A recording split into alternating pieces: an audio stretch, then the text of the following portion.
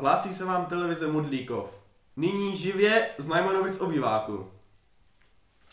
Vážení přátelé, mnozí z vás si nás jistě už nepamatují, ale vězte, že my jsme s vámi strávili krásných 8 let našeho života a my bychom vás chtěli pozdravit z naší večerní sešlosti.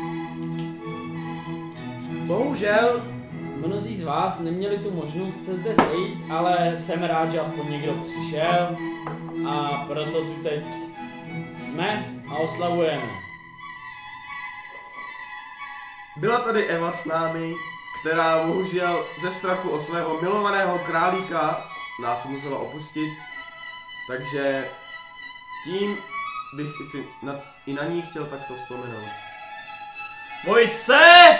Budeme meze svoje!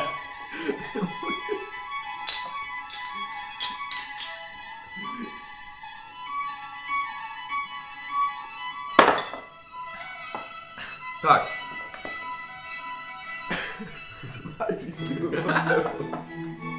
A nyní si dáme speciální legendární svačinku, kterou připravuji já.